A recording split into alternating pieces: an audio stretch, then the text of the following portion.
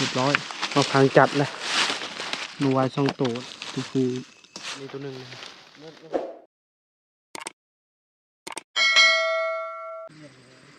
สบายดีพ่อแม่พี่น้องสบายดี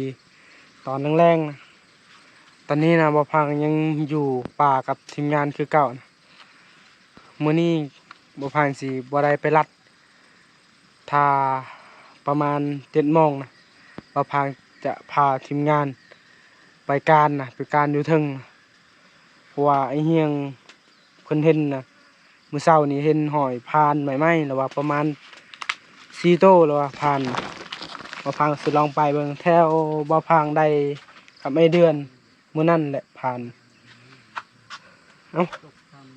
สิพยายามมองกันสิกินปลาสดๆนะไอ้ไม้เพิ่นว่า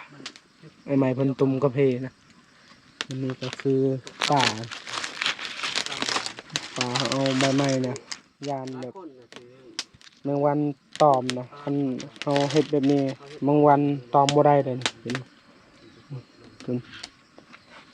นี่คือกันเต็มหมดเลย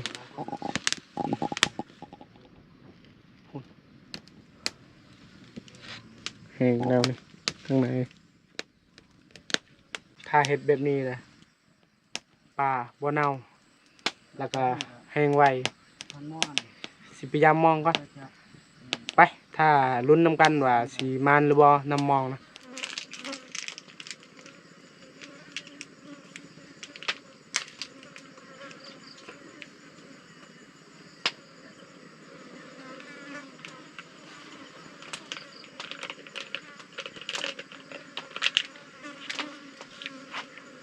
นี่ว่าได้เอาอันทางเอาตัวอันยังก็ตัวตัดแก้วมากินเยอะจอก พอดีเผ็ด วันนี้หายแล้ว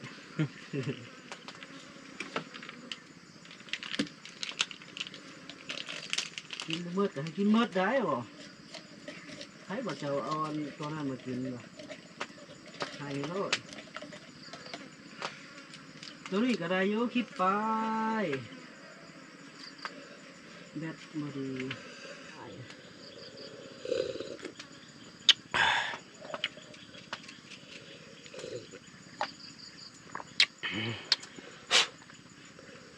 ตัวนี้เข้าไปแล้วมันนั่นมันยาว เติมความเมื่อยเนาะ ใส่ถุงไว้ยากมาก หมูได้กินกาแฟเมื่อยเพราะว่าวันนี้เราบ่ได้พักผ่อนเลยเฮ็ดป่ากลัวป่าเพื่อสิแล้วนะ4 โมงบ่พังยามมองกะแล้ว1 โมงพอดีกินข้าวอีกแล้วก็ครัวปลาต่อเสียเวลาแบบนี้แหละอยู่ป่า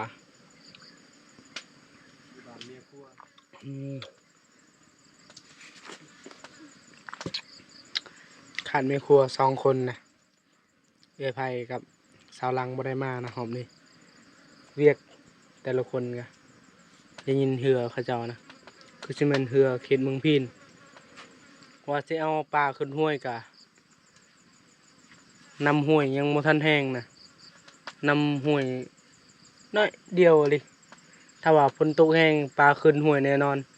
เพราะว่าปลาที่ถูกมองบ่พังมีแต่ไข่ปลา บ่ยากค่ะ ปลาไหลไก่นะ คิดว่านะเราต้องอยู่เป็นเดือน บ่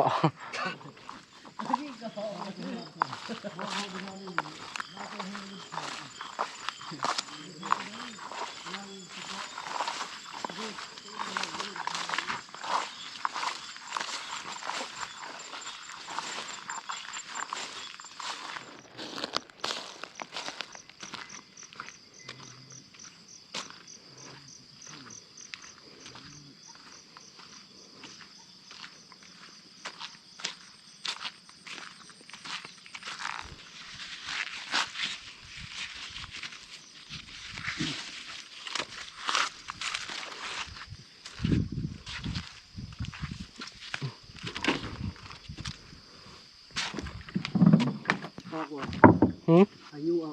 โดยอย่าพายุนะ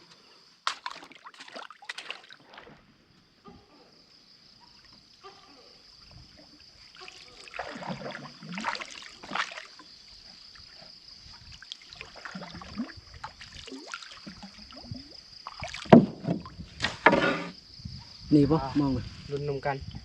มอง6 เซน 6 เส้นนะมันสิเป็นอันปลาสำไรมันคือปลาสำ4 นิ้วบ่ นู่นจำนี้ ปลาสำฝ่ามือสำ5 นิ้ว รุ่นถึกแล้ว2 ตัวตัวนี้ปลากาตัวนี้ปลาได้ไก่ ไอ้มากเลยปลากา ปลากา ถือตัวใหญ่แซ่บเลยปลากา ปลาละไก่นี่โอ้สมีแต่ไข่เนี่ย ไข่เต็มทองเลย แม่นนะ ปลานี่ อีกละปลากาอีกโอ้มันปลากาอันนี้แหละแซ่บนะไอ้วานปลากา3 แปลนนะปลาไหลไก่2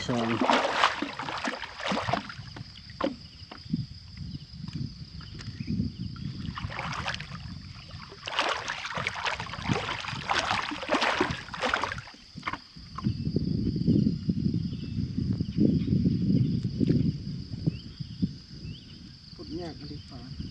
มันมีอันนั้นเด้มันมีน้ำมีที่มัน ตัวเพียแล้วนี่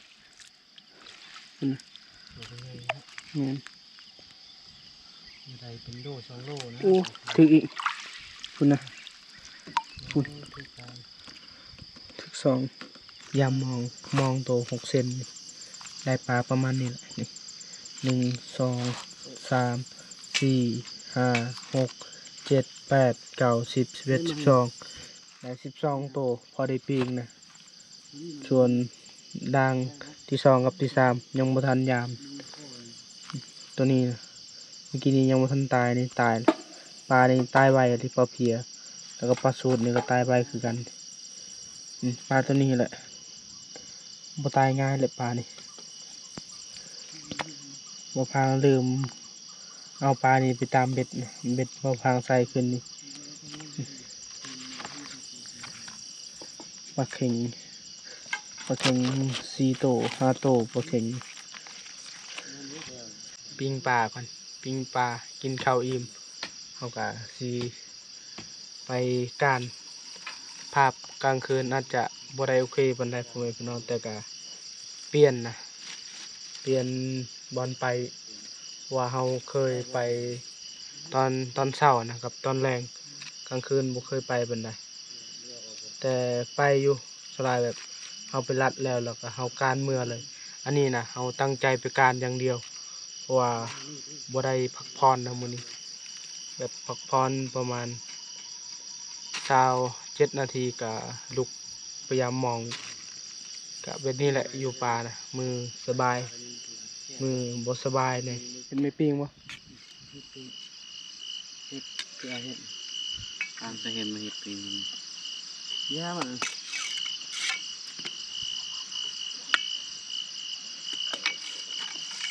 หักออกมันเอานี่ก็ได้นี่ฮะ พอแล้วเนาะ2 ปีนชนิดเล็บคนีบเอา อืม ปิ้งจะประการไข่ปลากระแทบอะไรยังหมดลายปลากาเนี่ยปิ้งปลากาพอแล้วปลานี่ก็ได้แช่คือเก่าแช่เห็ดแห้งปิ้งปลากา1 2 3 4 5ปิ้งปลากา5 ตัว5 เทียมเอ้าใหม่งูสากมันเป็นอย่างนี้จ้ะโอ้ดีอยู่อ่ะประชากระยาเนี่ยโคมตัวไตหันนี่ช่องกระหู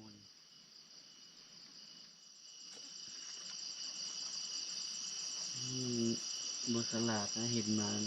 2 หัวนะใช่ละ2 พอแล้ว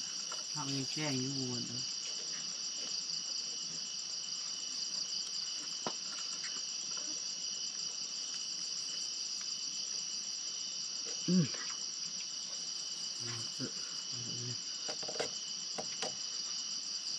อ่านบอกเขา1บอก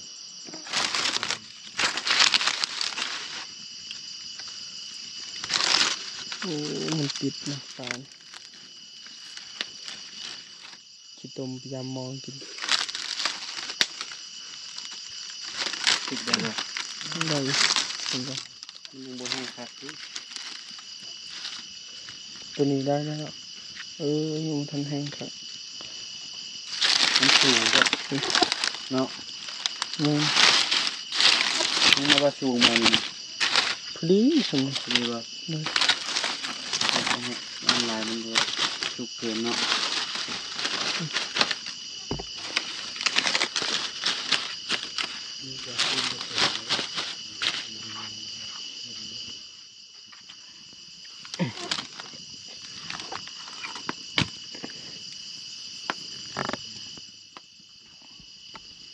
ชุกละเบื้องนี้นะจอบตลอดตัวนี้นะแห้งเลยตัวนี้ยังไม่ทันแห้งครับ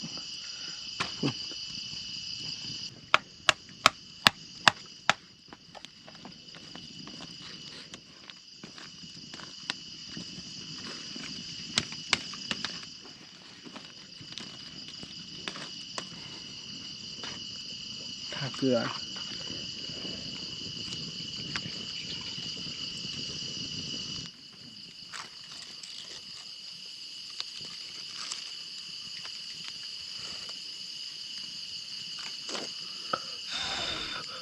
คุณไข่ปลาเนี่ยโอ้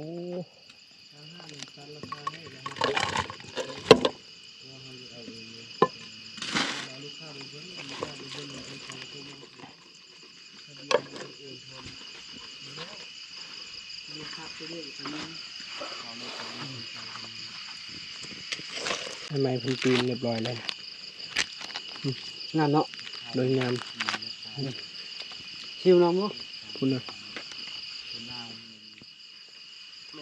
เบื้องนั้นยังไม่ทันสุกเขายังไม่ทันปีน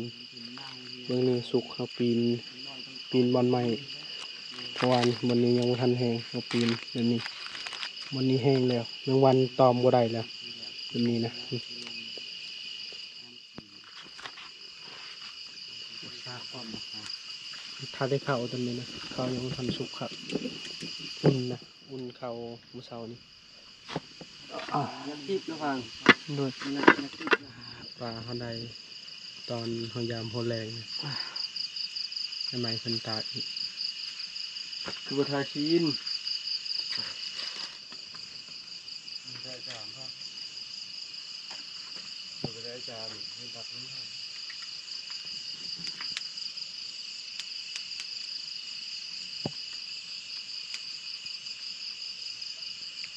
เรียบร้อยเลยมาเด้อพ่อแม่พี่น้องนี่กินข้าวรอบดึกนำกัน ข้าวแดงนะ ไทยสิพาวอนไทยสิพิการ ปลากินอย่างก็แซ่บ ข้าวบอลค่ะ พาวอนวะไอ้ไม้เลย คันมีอันสิ้นผ่านคือผ่านเดือนเมานะมีอันสิ้นหมูปลาแล้วค่อยพาบอนก็ได้ ยังบ่มีน่ะไป ไอ้เลยไปกันวะ ไปหาเนี่ยก่อน ถ้าติดตามกัน ในพาน4 คนไพมานไพโบมานนะวันนี้เราหากินกลางคืนเลย ได้ เบิ ก็ ด ถือ สี่ ว่า เล มัน ย บ่ คันเห็นตัวได้ เป็นติ๊กตอกกันยูทูบแนวโทรแชร์กับ20,000ละข้าวเอาไปการเนาะ กินเนี่ย เอาไปการเป็นยัง แม่น หมด4คนนะไปทำกันไปวัดเทิงจังเงยกันนะผูกไปหวยผูกไปโบกแคมน้ำแคม ถ้ามีลงมาครับเนาะคือมันนั่นเลยเขาไล่ผ่านลงมาไอเดือนเลยลงมาไอเดือนมันไล่นะไอเดือนยิง นี่ทึกบายไล่คันลงมาโมพอนะเฮาโมพอเลยนอนอะไรเนี่ย จะโดนนะ โดนแล้ว ไป3 ปีที่แล้วจัง พี่กายนี่ ไป3 ปีที่แล้วเยอะฟันเหี่ยง บ่ทันเกิดจ ทางนั่งกับอายกินหลายอะไร กินชิ้นเอนั่งกับเงินแพงกินหลายแล้วมากินปลาอีกเนาะ โดย กินได้ตุ้ยเฮา ำบ่ถือดอกมื้อนี้ให้เจ้าครัวอาหารพอแห้งเลย บ่เหลือถ้าเห็นนะ มื้อนี้สอดแจ้งคือเอาบ่สอดแจ้งได้อยู่คันนานนะบ่นอนไป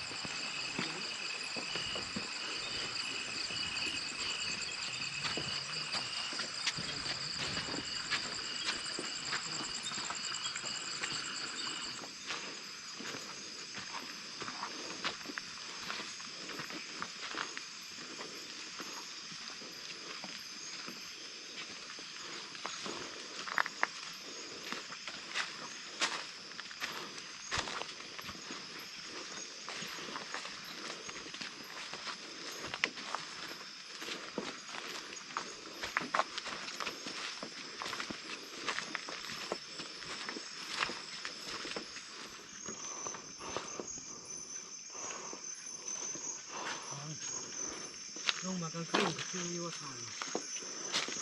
ว่าเนี่ยคือตึกทางอยู่ที่นี่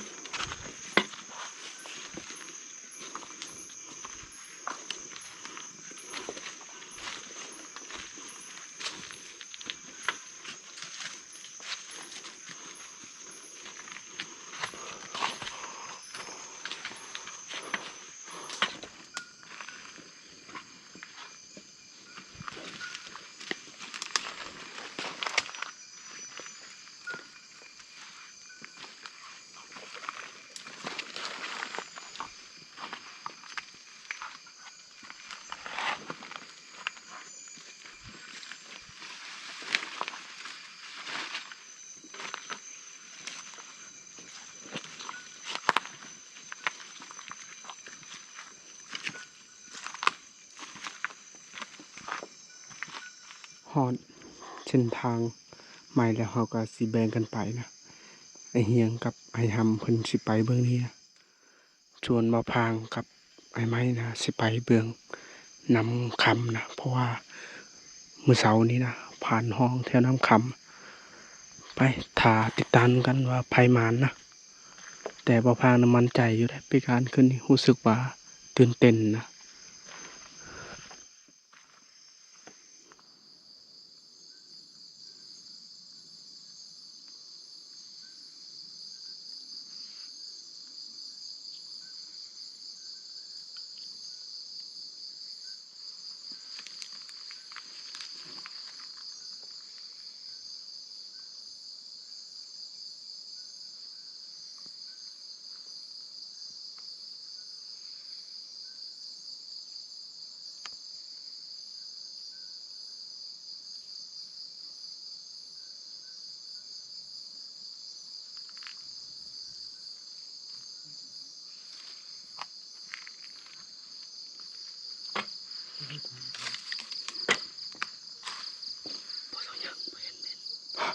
บ่ยัง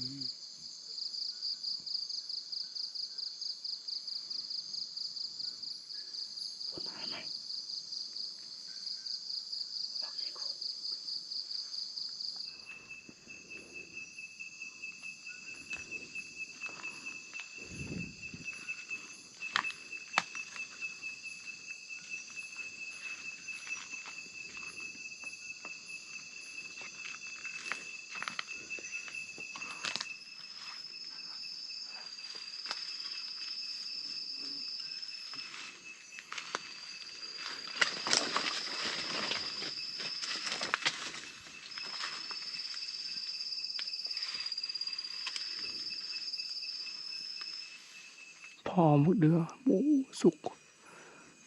เต็มเลยนะ มาพังกับไอ้ไม้สิลองดักมันก่อนหนูวายเนี่ยโอ้ไอ้ไม้ยิงบ่ทันซะเนาะ บ่ท่านกองไปเห็นงูงู อืมมึงนะถ้าว่ามาพังเจอบนนี้นะมื่นเสามาดักบนนี้ประมาณ5 โตนี่100%เลยก็หอกเพราะว่าต้นทีนี้มันต่ำนะมึงนะมึงเดือนเอาถ้าดักมันก่อนยานเห็นเขานะเห็นนะบางเทื่อก็2 โมงเขา1 โมงบางทีก็แต่หัวค่ำเขานะ ยังเขาออกไปก็มียังมันจะ ถ้ารุ่นนำกันนะ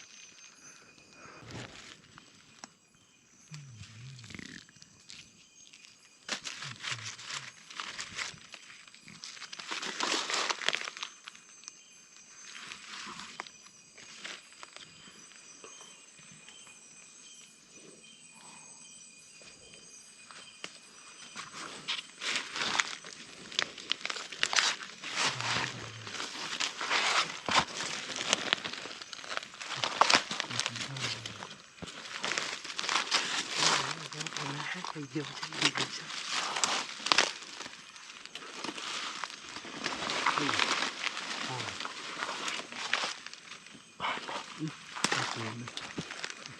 มันไม่ตอนกินมันก็มี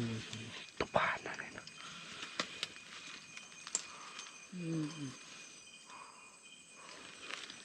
นี่คือก็ข้างมือนึกเลยนี่ก็หอกนี่ก็หอกมือที่เอาไปเขา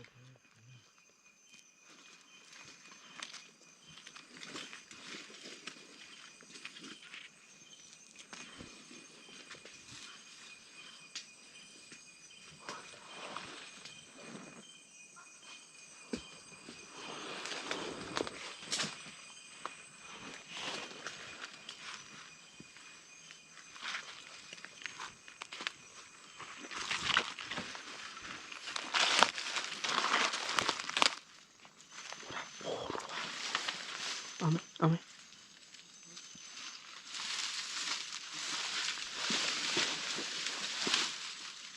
เอาไหม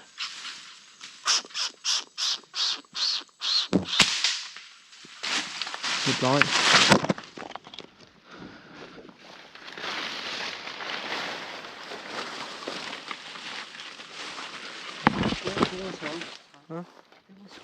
ตัวเบอร์สองวะตัวน้องยิงนะคุณนะนี่มาพังจัดเลยหนูวาย2 ตัวนะ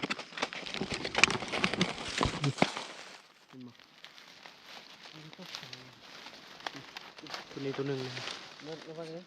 3 ตัวเลย โอ้ยกินมันเรือนะ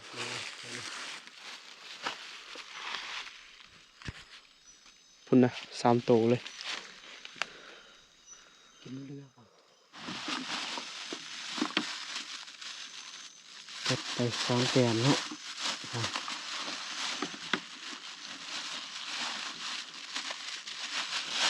มีฟาวเว่งเอามาบ่ตามตัวโนวายทางชัดกี่เป็นตกใจเว้ยไอ้กำลังแน่ๆอยู่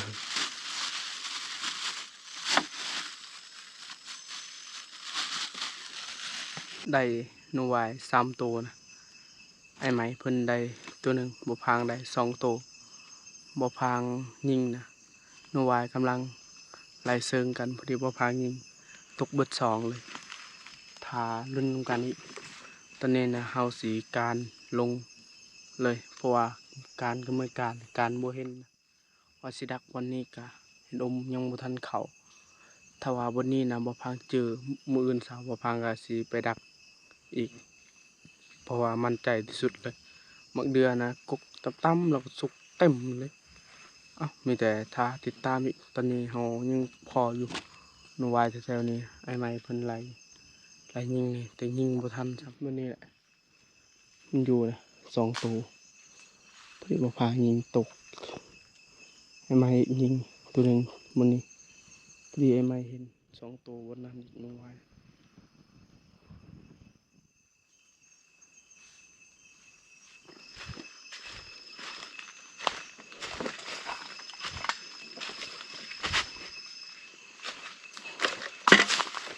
ได้บ่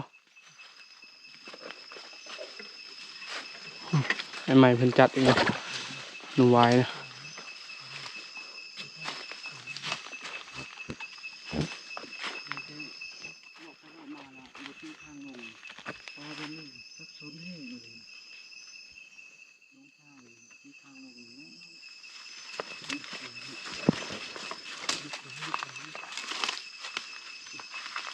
ใหญ่อยู่เนาะดูดิสิ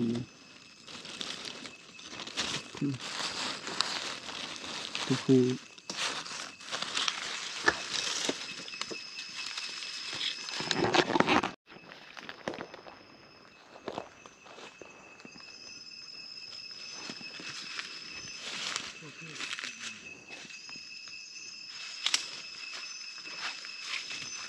ลูกไว้มันจะแข็ง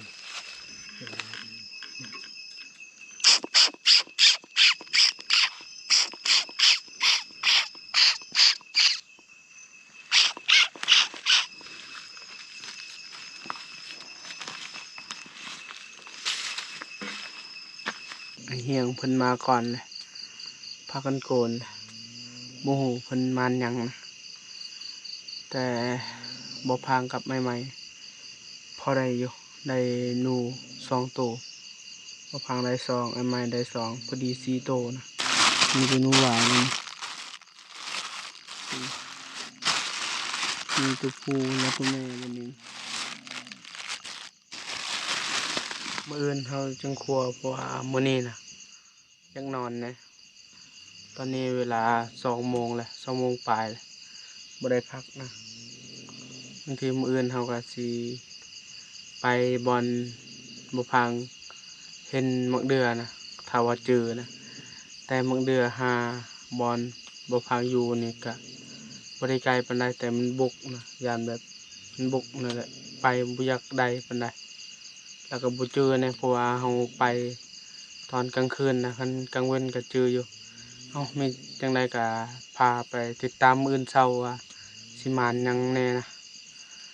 มื้อนี้ก็สิขอพักผ่อนก่อนในการก็บ่มันปานใด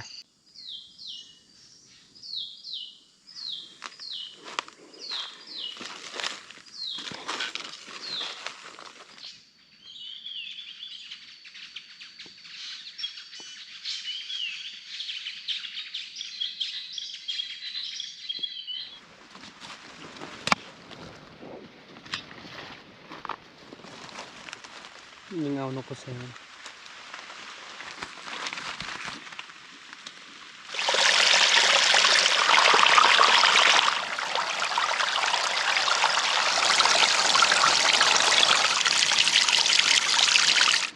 เมื่อคืนนี้ล้นหรือเปล่า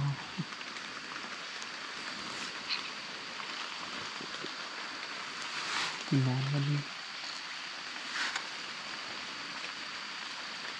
คนมันเลย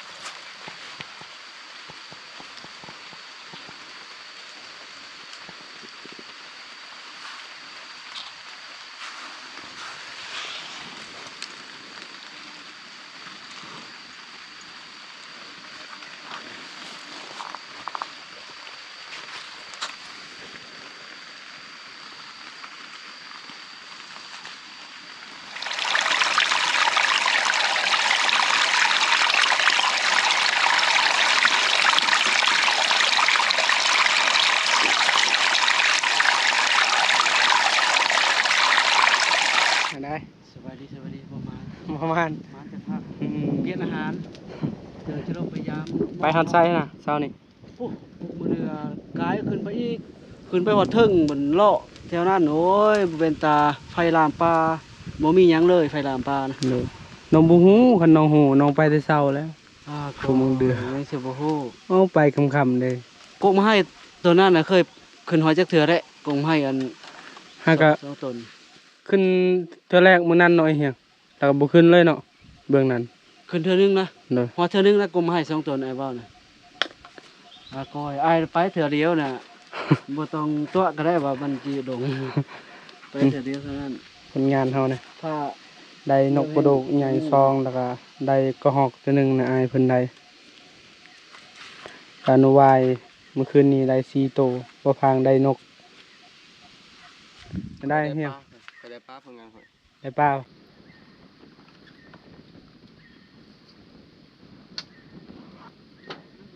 กินไหนอยู่นะมันเกลือนั่นน่ะย่อมากินนะอัน ให้มันลูกผัก ย่องร้าย ให้หำปิงกระหอก เฮ็ดเนี่ยจำ มันจะเฮ็ดลาบนะสิพยายามมองก่อน เตรียมเงิน กู้เลยนะเพราะว่าเฮาสิย้ายบ่อนนี่เฮียว่าสิย้ายบ่อนใหม่เพราะว่าบนนี้บ่มาน เอานะ สิย้ายบ่อนบ่พางได้ไกลป่าครับเมียมื้อนั้นนะถ้าติดตามนำมองว่าสิถึกจักโตนะ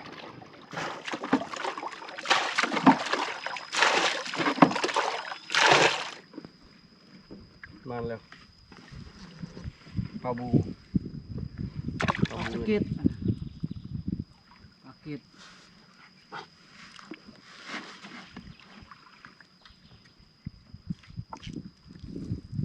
คันบ่ถึกนี่แม่นเป็นน้ำบ่พังกับพันไม้เอง บ่คอยย้ำกับพางบ้านถึกอยู่ เด้ถึกแล้วถึก ถึกเป็นพาเฮียน อ่า เฮ้ยเอาแล้วนี่ค่ะ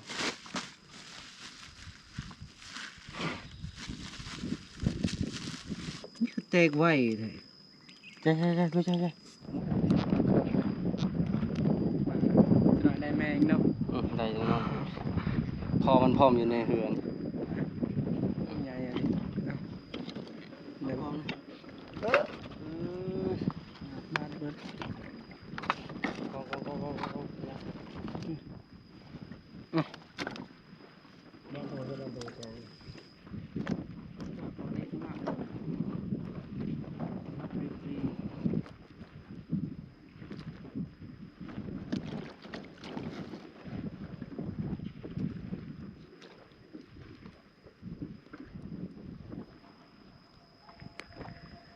มานั่นผมจะมาใส่เนาะ อืม จะหาซื้อดูกันหาซื้อปลา ปลาดุก มาทุกคนปลาดุกเนี่ย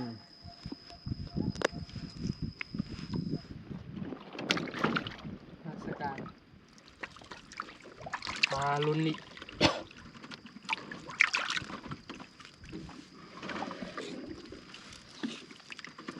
สกางตัวที่2มอง8เซน พัดถือตัวใหญ่เนาะ ตัวพอดีปิ้ง โอ้โอ้โอ้ ปลาแกง ปลาแกรง ตัวแกง ปลาแกงคือมีจุดดำ ปลาซอย ๆปลาอีซก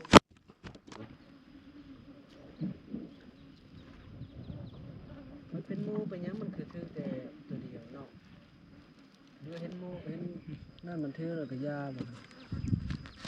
กูมองเบิดเรียบร้อยแล้ว3ดังนะมื้อนี้บ่มานปานใดงานตอนเสาร์นะพอได้อยู่ครับถ้าว่าแถวบ้านได้สนิทคือว่าโอเคแล้วมาแกงนี่พิเศษก็คือปลาครึ่งในลูกมันนะ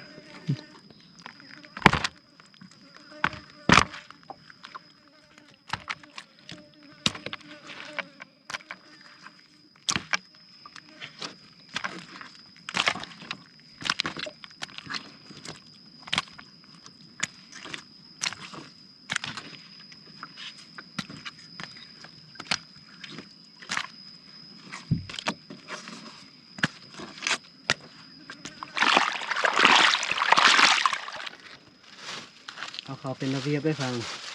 เดี๋ยวมันจะไม่หมด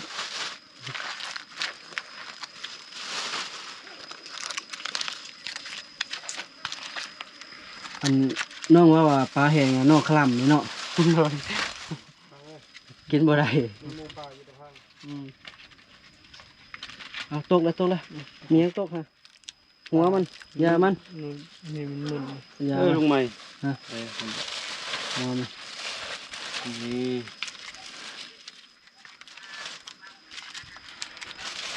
มีที่หูก็ห้า มันบ่มืดก็ใส่2ถุง ปีบดบดกับปลาเกิงปีปลาสกา พังเกลือบ่ปลานี่คันให้อ้ายกินดินมืดได้กินไป มา กินไปน้ำมืดได้ไอ้ มาเด้อพ่อแม่พี่น้องกินข้าวนำกัน ตอนนี้เวลา1:30เลยให้จะกินข้าว เว เช้า ลาเก้า ชั่วโมง เก้าคือเก้ามาเริ่ม